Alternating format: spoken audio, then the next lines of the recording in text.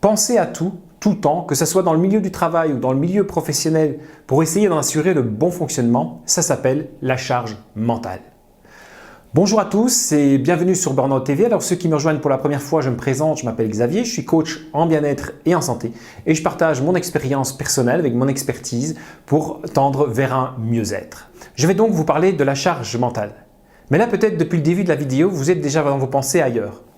Oui, ce soir quand je rentre, il ne faudra pas oublier de mettre une machine à laver pendant que je prépare le dîner et puis pas oublier aussi de préparer les vêtements pour les enfants demain pour retourner au boulot. Et puis il ne faut pas oublier non plus que j'ai une réunion importante avec des personnes importantes, donc il faut que j'ai ma belle tenue. Oh, reviens avec moi.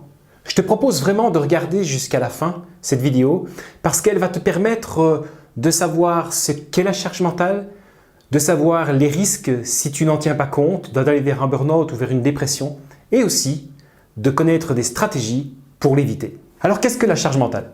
Alors celle-ci n'est pas orientée que sur la femme et sur la gestion du domicile ou la gestion de la famille. La charge mentale, on va la retrouver également chez les hommes, mais généralement quand on la retrouve chez les hommes, c'est plutôt dans la sphère du travail. Par contre, chez la femme, on va la retrouver dans la gestion du domicile et bien évidemment, il risque d'avoir la double peine lorsque je planifie continuellement à la fois pour l'organisation de la maison et à la fois pour la bonne efficience et la bonne efficacité au travail.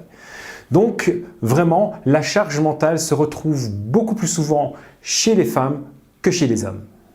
Alors vous savez, nous avons énormément de chance d'avoir un cerveau qui est capable d'anticiper, qui est capable de planifier un bon week-end, planifier des vacances, planifier une bonne organisation de la gestion de ces journées qui va me permettre d'avoir des moments libres, des moments de satisfaction, des moments à moi. Mais très rapidement, cette spécificité peut nous entraîner vers un piège lorsque on va être continuellement avec nos pensées dans un endroit différent de l'endroit physique où je me trouve.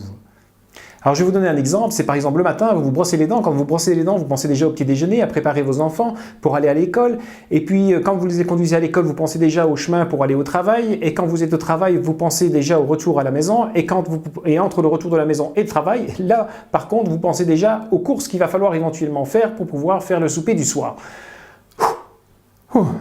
Rien qu'en parler comme ça, c'est fatigant. Rien qu'en parler comme ça donne du stress. D'ailleurs, je vous propose vraiment d'aller voir la vidéo sur le stress chronique parce que cette surcharge mentale peut entraîner un stress chronique.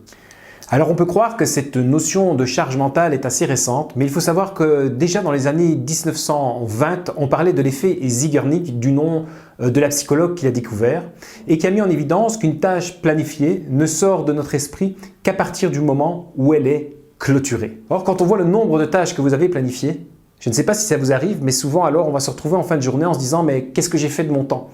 J'ai l'impression de ne plus rien maîtriser. J'ai l'impression d'avoir fait 10 000 choses en même temps. J'ai l'impression de ne pas avoir clôturé les choses que j'ai commencées, ne pas avoir eu le temps d'y arriver au bout. Et pourtant, je suis quelqu'un d'organisé, j'ai peut-être fait les to-do list, je suis quelqu'un de dynamique et je suis quelqu'un d'actif. Et si on continue comme ça, très clairement, ça va entraîner de nouveau une frustration continuelle. Alors on peut se poser la question, est-ce qu'on est tous égaux face à la surcharge mentale? Eh bien non, on n'est pas tous égaux. Vous allez voir qu'au niveau cognitif, il y a certaines personnes qui vont avoir plus de facilité à faire des tâches en parallèle. Deuxièmement, il y a un profil qui se dégage. Dans le profil qui se dégage, on va avoir des personnes anxieuses, des personnes perfectionnistes. Et vous savez, si on est perfectionniste, on n'aime pas l'imprévu. Donc si on n'aime pas l'imprévu, on va plutôt être très contrôlant et donc on va tout planifier pour ne pas avoir d'imprévu. Maintenant, c'est pertinemment bien que la perfection n'existe pas. Donc si vous êtes toujours à cette recherche-là, vous n'aurez qu'une frustration continuelle de ne pas arriver à ce que vous avez imaginé. Alors si vous êtes dans le profil précédent, on va se dire pour ne pas tomber dans la charge mentale, il va falloir que j'utilise certaines stratégies. La première stratégie qui est très souvent utilisée, c'est la to-do list. Alors la to-do list est une arme à double tranchant. Tout d'abord, la to-do list elle est intéressante parce que tout ce que vous avez dans votre esprit, toutes les planifications qui restent ici au-dessus, vous allez les mettre sur papier et donc vous allez les concrétiser. Vous allez leur faire prendre forme sur papier et dégager une part de cette surcharge au niveau mental.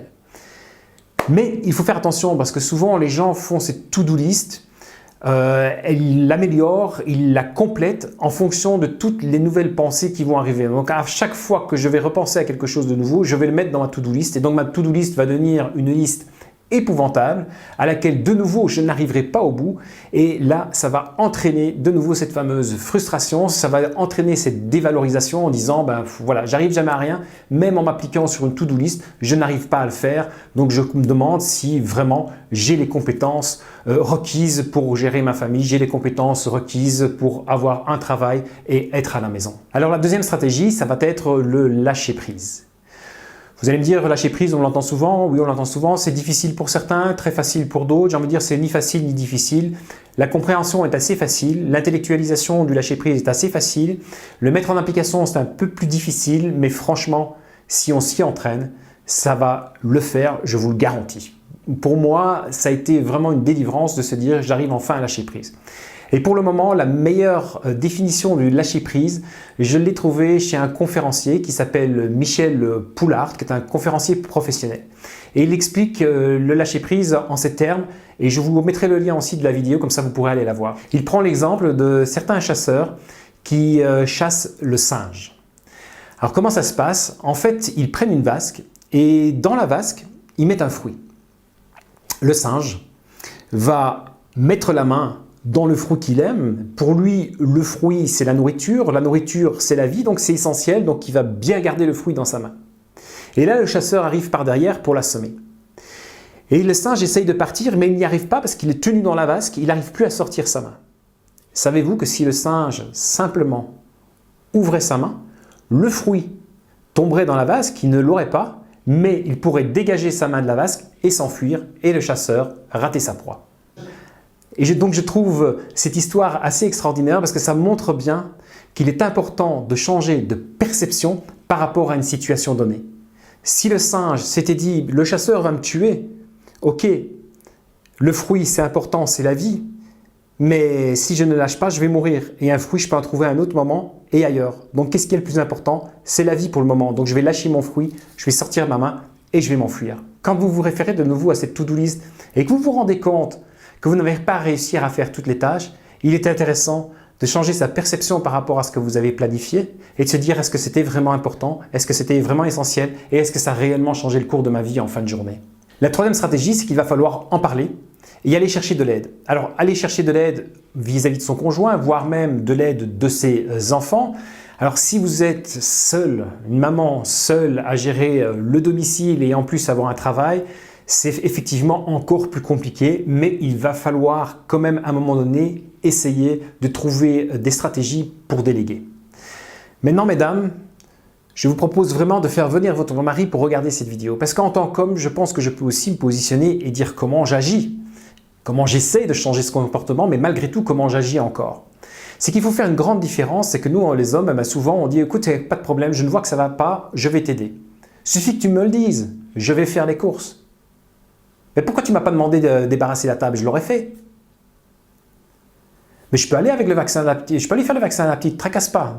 Sors-toi ça de la tête, mais par contre, mets-moi l'heure à laquelle je dois y aller, mets-moi le carnet de santé, mets-moi tout. Vous voyez là, on a vraiment cette volonté bienveillante d'aider sa compagne, mais il y a une différence entre aider et s'impliquer. S'impliquer dans l'organisation de la famille. Si je m'implique dans l'organisation de la famille, je vais vous donner un exemple. S'impliquer, ce serait quoi? S'impliquer, c'est imaginer qu'un jour, vous avez décidé de faire un repas. Si vous faites un repas, vous allez faire les courses. Et puis, une fois que vous avez les courses, vous allez cuisiner, vous allez mettre la table, vous allez débarrasser, vous allez mettre la vaisselle. Donc, à partir de ce moment-là, vous avez décidé de faire tout de A à Z. Et donc là, madame va pouvoir à ce moment-là passer à autre chose et prendre soin d'elle, s'occuper à elle ou faire des choses tout simplement qu'elle a envie de faire et qui lui font plaisir. Par contre, à vous, mesdames, je dois aussi quand même en parler, c'est de se dire qu'il va falloir aussi à un moment donné arriver à lâcher une partie de votre territoire. Et bien souvent, c'est un peu compliqué pour vous de lâcher cette partie de territoire. Alors, vraiment, dans ce que je parle ici, je ne veux absolument pas faire un discours sexiste, mais il y a des faits qui sont là, c'est que dans notre éducation, dès le plus jeune âge, et je ne dis pas que c'est bien, hein, pas du tout, mais dès le plus jeune âge, les hommes n'ont pas été habitués à passer l'aspirateur, faire le ménage, etc. Les femmes ont bien souvent été déjà éduquées. Et donc, c'est dans ce sens-là. C'est malheureux, mais c'est comme ça pour le moment. Et encore, ça commence à changer. En tout cas, dans les pays nordiques, ça change vraiment très bien. Donc, il n'y a pas de raison qu'un jour, ça vienne chez nous. Mais vraiment, il va falloir aussi à un moment donné lâcher ce territoire-là, ce qui n'est pas évident parce que c'est votre domaine, de manière inconsciente, c'est votre domaine, c'est votre territoire. Et donc, il va falloir à un moment donné lâcher une partie de votre territoire. Et donc, c'est-à-dire qu'il va falloir accepter la manière dont ça va être fait.